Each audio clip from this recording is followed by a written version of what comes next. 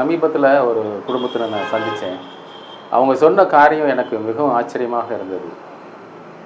அந்த குடும்பத்தினர் சொன்னது என்னென்னா, அவங்களோட பெத்த தாய் தகப்பனும் குடும்பத்தார் எல்லாருமே அவங்கள போலியாக தான் நேசிச்சிருக்காங்க. தாய் தன்னோட பிள்ளைய மறப்பாளா அப்படின்னாங்க. வேதத்தில் பார்த்திங்கன்னா ஒரு வசனம் இருக்குது. தாய் தன் கற்பத்தின் பிள்ளைக்கு இறங்காமல் தன் பாலகனை மறப்பாளோ, அவர்கள் மறந்தாலும் நான் உன்னை மறப்பதில்லைன்னு வேதத்தில் ஏசாயா ஒரு தீர்க்கதரிசி சொன்ன வார்த்தை எனக்கு நினைவுக்கு வந்தது.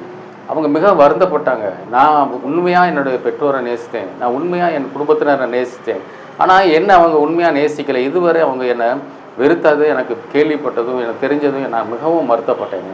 ஒருவேளை உங்களோட வாழ்க்கையில் அப்படி ஒருவேளை யாருமே என்னை நேசிக்கலை, யாருமே என்னை உண்மையாக இருக்கலை எனக்கு அப்படின்னு சொல்லி நீங்கள் நினச்சிங்கன்னா, வசனம் சொல்லுது, தாய் தன் பிள்ளையை மறந்தாலும் நான் உன்னை மறக்க மாட்டேன்னு சொன்னார். அப்படிப்பட்ட இயேசு கிறிஸ்து உங்களை நேசிக்கிறார், உங்களுக்காக இருக்கிறார், உங்களை அவர் மறக்க மாட்டார்.